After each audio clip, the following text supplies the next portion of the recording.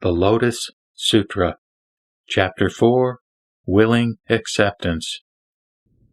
At that time, the noble Subhuti, Mahakatyayana, Mahakasyapa, and Mahamudgalayana, having heard the unprecedented teaching from the Buddha and the Bhagavat's prediction of Sariputra's highest complete enlightenment, were filled with wonder and ecstatic joy. They immediately rose from their seats, straightened their garments, leaving their right shoulders bared, and touched their right knees to the ground. With rapt attention and with palms pressed together, they bowed in veneration and, gazing at the Bhagavat's face, said to the Buddha, quote, "We are the seniors of the Sangha, old and feeble. We considered ourselves to have attained nirvana, and to be incapable of further seeking highest complete enlightenment, so we did not do so. It has been a long time since the Bhagavat taught the Dharma in the past. Now we sit with weary bodies and only contemplate emptiness, signlessness, and wishlessness. Neither the Bodhisattva teaching, nor the carefree sporting with transcendent powers, nor the pure Buddha worlds, nor helping sentient beings attain enlightenment produced any eager desire in us. Why is this? Because the Bhagavat caused us to leave the triple world and to attain nirvana. But now we are old and feeble. We did not take even a single thought of pleasure in the Buddha's inspiration of the Bodhisattvas to highest complete enlightenment. And now, in the presence of the Buddha, we have heard the Shravakas receive their prediction of highest complete enlightenment, and we are very joyful to have obtained such an unprecedented experience. We never considered that we would suddenly be able to hear this marvelous teaching, and we are overjoyed that we have attained such great benefits, an immeasurable treasure which we have attained, though unsought and unawaited. O Bhagavat, we now wish to give an illustration to clarify what we mean. Suppose there were a man who, when he was still a child, left his father and ran away. Living in another region for a long time, he passed the age of 10, 20, even 50 years. The older he got, the more impoverished he became. He went searching everywhere for food and clothing, and while he was wandering about, he started back by chance in the direction of his native country. From the first, the father had looked for his son, but in vain. In the meantime, he had stayed in the city and became extremely wealthy, and now possessed uncountable treasures. The father's storehouses were all filled to overflowing with gold, silver, lapis lazuli, coral, amber, crystal, and other such things. He had many servants, subordinates, and clerks, as well as innumerable elephants, horses, carriages, cows, and sheep. He profited through lending, and his trade with other countries was also great. Then the impoverished son, after wandering through many villages, from one country and city to another, finally reached the city where his father lived. Although the father had constantly thought about the son from whom he had been separated for over 50 years, he nevertheless had spoken to no one about it. He brooded and grieved in his heart, thinking to himself, quote, "I have become old and feeble, and although I have many treasures and storehouses filled with gold, silver, and precious jewels, I have no son. When I die, my treasures will be scattered and lost for lack of someone to whom to entrust them." Close quote. It was for this reason that he was always thinking anxiously about his son. He also thought, quote, "If I could get my son back and leave my fortune to him, I would be relieved and happy and without further worry." Close quote. O Bhagavat, at that time the impoverished son who had been wandering about, taking odd jobs, by chance finally reached his father's house. Standing at the side of the gate, he saw his father in the distance, sitting on the lion's seat with his feet propped up on a jeweled stool, respectfully surrounded by many Brahmins, Kshatriyas, and householders. His body was adorned with pearl necklaces worth thousands of myriads. He was attended on both sides by clerks and servants holding whisker fans. Above was a jeweled canopy with various hanging flowered banners. Perfume was sprinkled on the ground, which was strewn with a variety of beautiful flowers. There were rows of precious objects, and people were coming and going, buying and selling. With various trappings such as these, the father appeared very majestic indeed. The impoverished son, seeing his father wielding such great power, became terrified and regretted that he had ever come to that place. He thought to himself, quote, "He must be a king or of similar rank. This is not a place where I can obtain things as a hired worker. It would certainly be better for me to go to a poor village, a place where I can use my ability and easily obtain clothing and food. If I stay here for very long, I will be seized and put to forced labor." Close quote. Thinking this way, he quickly fled. At that time, the wealthy man, sitting on the lion's seat, realized that he had seen his son, and became extremely happy. He then thought, quote, "Now there is someone to whom I can leave my fortune and treasures. I have been constantly thinking about my son, but had no way to meet him, and now, suddenly, he has come.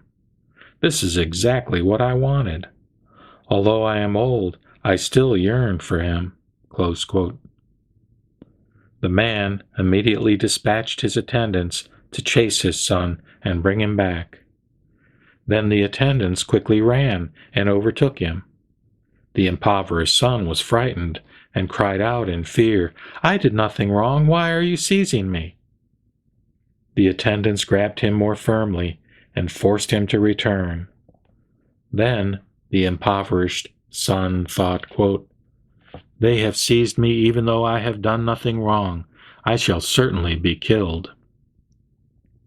He was so terrified that he collapsed unconscious on the ground.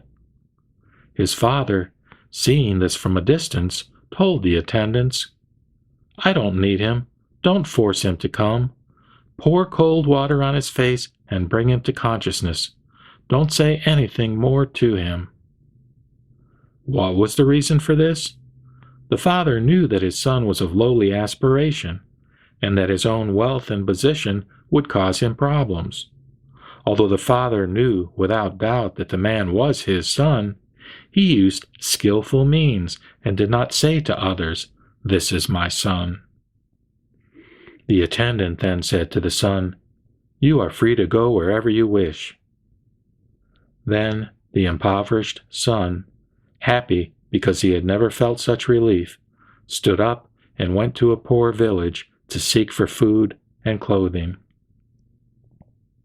At that time, wanting to get his son back, the wealthy man employed skillful means and secretly dispatched 2 attendants of wretched and humble appearance. He said to them, quote, "Approach the impoverished fellow and gently tell him that there is a place for him to work where he will be paid double.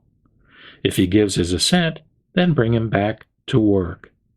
If he asks you what kind of work there is for him to do, tell him that he will be employed to sweep dung and that both of you will work with him." Then the 2 attendants immediately went in search of the impoverished son. When they found him, they told him this. At that time, he took his pay and immediately went to work sweeping dung. The father, seeing his son, felt pity and wondered what to do.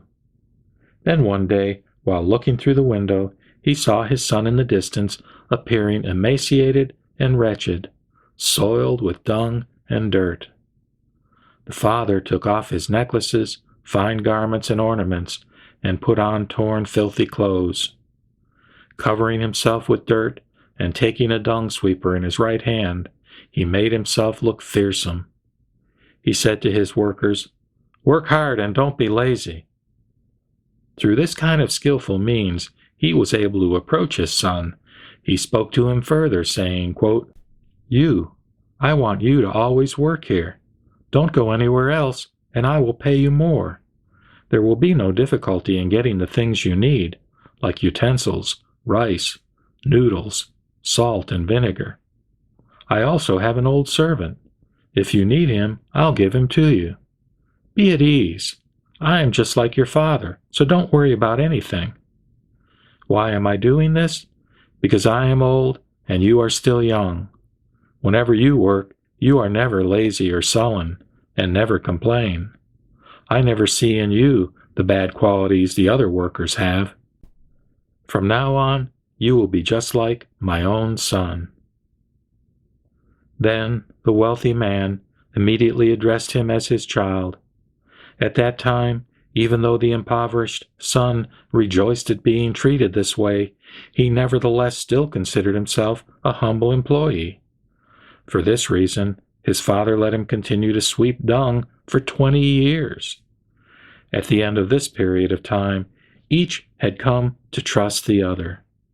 Yet, even though the son had free access to his father's house, he still lived in the same place as before. O Bhagavat, one day the wealthy man became ill and knew he was going to die before long. He said to the impoverished son, quote, This is what I have been thinking, and I want you to understand my intentions. I now have plenty of gold, silver, and precious treasures filling my storehouses. Get to know exactly how much is being taken in and out of them. Why do I want you to do this? Because you and I are one and the same. Take good care of our fortune, and don't let it be lost. Then the impoverished son obeyed his instructions. Although he learned everything about the gold, silver, precious treasure in the storehouses, he never wanted to take even the least amount. Nevertheless, he still lived in the same place as before, and was still not able to get rid of his feeling of inferiority. After a short time had passed, the father knew that his son's mind had become composed, that his will had increased, and that he was ashamed of his former feelings. When the father was just on the verge of death, he ordered his son to meet the king, ministers, Kshatriyas, householders, and relatives who had already assembled there. The father then declared, quote, This is my son, my own progeny. When we were in a certain city, he left me and fled. He wandered around for more than 50 years, undergoing hardships. His original name is such and such, and my name is such and such. Long ago, when I was in that city, I worried and searched for him. At last, and unexpectedly, I met up with him. This is my true son, and I am, in truth, his father. All of the fortune I now possess belongs to my son. He already knows about our finances. O Bhagavat, at that time, the impoverished son, hearing what his father said, became extremely happy at having obtained such an unprecedented experience. Then he thought, quote, I never even considered receiving this.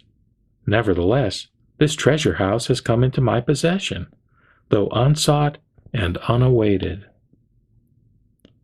O Bhagavat, this very wealthy man is the Tathagata, and all of us are the heirs of the Buddha. The Tathagata has always said that we are his children. Because of the triple sufferings, O Bhagavat, we experienced pain, were confused, ignorant, and attached to inferior teachings in life after life. Today, the Bhagavat has made us think about getting rid of the dung of fallacies regarding the reality of the world, and that, in this respect, we diligently strove to attain the nirvana only as one seeking a salary for a single day's labor. We had already attained it and were extremely happy and satisfied with it. We said to ourselves, quote, Because we have made diligent efforts to comprehend the Buddha's teaching, we have attained a great deal." Close quote. But the Bhagavat had formerly perceived that we were attached to desires and content with lowly aspirations. While letting us be so, he did not explain that we were to have a portion of the treasure house of the Tathagata's wisdom and insight. Through the power of skillful means, the Bhagavat has taught the wisdom of the Tathagatas. Although we had attained nirvana from the Buddha as our salary for one day's labor, we thought we had attained much and did not seek the Mahayana. Furthermore, we have manifested and explained the wisdom of the Tathagata for the Bodhisattvas, but we ourselves had no aspirations regarding it. Why is this? The Buddha, knowing that we were content with lowly aspirations, taught us according to what is appropriate through the power of skillful means. But we did not know that we really were the heirs of the Buddha. Now we fully know that the Bhagavat is unstinting in regard to the wisdom of the Buddhas. What is the reason for this? We have actually been the heirs of the Buddha from long ago, even though we only yearned for the inferior teaching. If we had yearned for the superior teaching, then the Buddha would have taught the teachings of the Mahayana to us.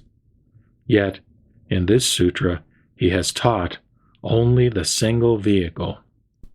Now, in the past, the Buddha reviled the Sravakas, those who yearned for the inferior teaching, in the presence of the Bodhisattvas. But actually, the Buddha inspired them also with the Mahayana. That is why we say that though we originally had no desire to seek the great treasure of the King of the Dharma, it has now come to us unsought and unawaited.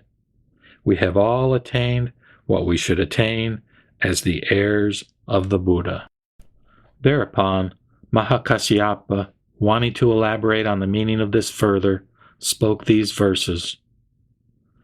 Today we have heard the Buddha's words, and we are joyful and ecstatic at having attained such an unprecedented experience. The Buddha has said that the Sravakas will be able to become Buddhas. The most magnificent jewels have been obtained without being sought or awaited. Suppose there were a young and inexperienced child who left his father and ran away to a distant country. He wandered around for more than 50 years, and his worried father looked for him everywhere. The father, exhausted from searching for him, remained in a city where he had a house built and enjoyed the desires of the 5 senses. His family built up a vast wealth of much gold, silver, mother of pearl, agate, pearls, lapis lazuli, elephants, horses, cows, sheep, floats, carriages, peasants, servants, and other employees. He earned interest through loans and deposits and had buyers and sellers throughout all the other regions. He was surrounded by thousands of myriads of kotis of people who held him in awe, always loved by the king and deeply respected by the subjects and powerful families. There were many people coming and going on different business. He was thus extremely wealthy and very powerful. And yet, as he grew older, he increasingly worried about his son. Day and night he thought, quote, "Soon I will die.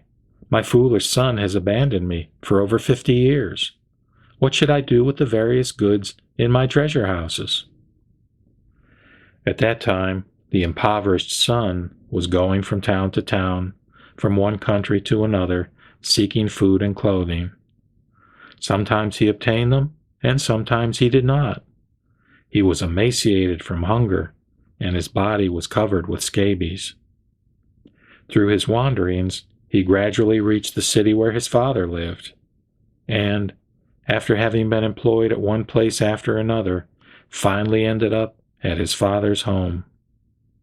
At that time, the wealthy man was sitting within the gate on a lion's seat sheltered by a huge jewel-covered canopy. He was surrounded by his attendants and guarded by his men. Some were counting gold, silver, and jewels, and some were settling the finances, while others were keeping the accounts. The impoverished son saw his father, who was extremely wealthy and dignified. He wondered if this man were a king, or someone of equal rank. He became intimidated and wondered why he had gone there. He thought to himself, "If I stay here for long, I will be harassed and coerced into working." Thinking this, he ran away in search of a poor village where he could find employment. At that time, the wealthy man, who was sitting on the lion's seat, saw his son in the distance. Though he recognized him, he told no one, but sent his attendants to pursue him and bring him back. The impoverished son was terrified, cried out, and collapsed on the ground in confusion, thinking, quote, "Since this man has seized me, I shall certainly be killed. In vain did I come here in search of food and clothing." The wealthy man knew that his son's thoughts were humble and foolish, and that he would not believe what he said, nor believe that he was his father. Then, using skillful means, he dispatched other men with squint eyes, of small stature and little dignity, saying to them, quote, "Tell him we will employ you to sweep dung at double your wages." When he heard this, the impoverished son was overjoyed and returned to sweep dung and clean houses. The wealthy man constantly watched his son through the window and thought that his son was foolish and willingly did menial things. Then the wealthy man put on torn and filthy clothes and, holding a dung sweeper, went out to his son. He approached his son through this skillful means and said to him, quote, "Work hard. I have already increased your wages and given you more balm for your feet, given you sufficient food and warm, thick mats." He further advised him, saying sternly, "You should work diligently."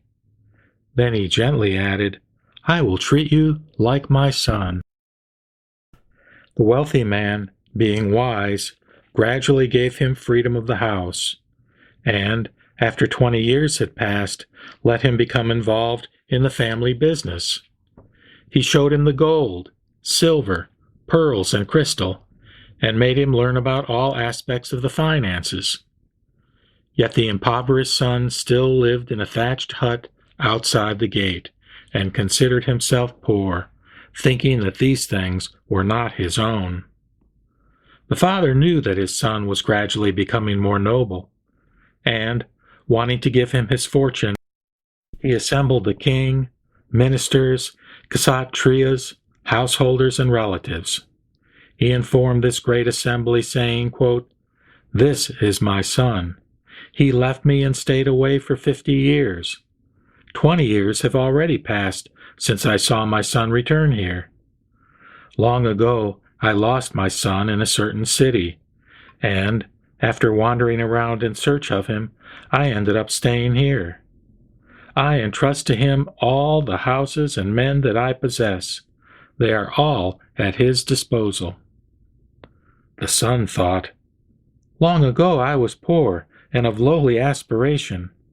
Now at my father's place I have obtained an immense fortune of such things as precious jewels and houses. I am overjoyed at having obtained such an unprecedented experience." The Buddha is also like this. He knew that we yearned for the inferior teaching, so he never taught us that we should become Buddhas.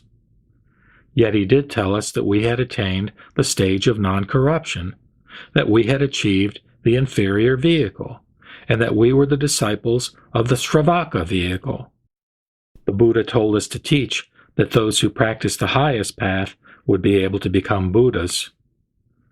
Accepting the Buddha's teaching, we explained the highest path for the great bodhisattvas, using various explanations and illustrations and many figures of speech. The heirs of the Buddha heard the teachings from us, contemplated day and night, and practiced diligently. The Buddhas instantly made their predictions, saying, quote, "You will all be able to become Buddhas in the future." We have explained the essence of the treasured teaching of the Buddhas only for the sake of the Bodhisattvas, but did not expound it for ourselves. Just as the impoverished son, who, after approaching his father, learned of various things, yet did not want them, so, although we explained the treasure house of the teaching of the Buddhas, we never aspired to it. We thought that we ourselves had attained nirvana, and considered this enough. We understood only this, and did not think there was anything else. Even if we heard about the pure Buddha lands, and leading and inspiring sentient beings, we never rejoiced in it. Why is this? Because although we thought thus, quote, "Every existence is quiescent, neither produced nor extinguished, neither large nor small, incorrupted and unconditioned," close quote, we felt no eagerness. For days and nights we neither craved for nor were attached to the wisdom of the Buddhas, neither did we aspire to it. Furthermore, we ourselves thought, with regard to the Dharma itself, that this was the ultimate goal. After practicing the teaching of emptiness day and night, we were able to shake off the suffering of the triple world, and, bearing our last bodies, abided in the nirvana with residue. We were led and inspired by the Buddhas, so that our attainment of the path was not in vain, and we have already been able to pass on the benefits we received from the Buddha. Although we have expounded the teaching of the Bodhisattvas to the heirs of the Buddha to seek the Buddha path, we never longed for this teaching.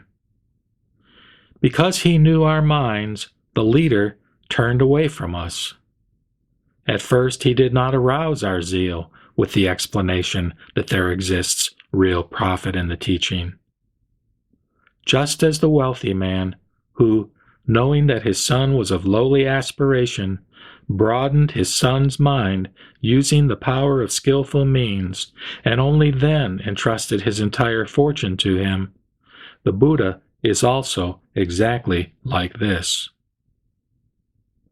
He has manifested marvelous things, but perceiving that we were content with lowly aspirations, he brought control to our minds using the power of skillful means, and only then taught us the great wisdom.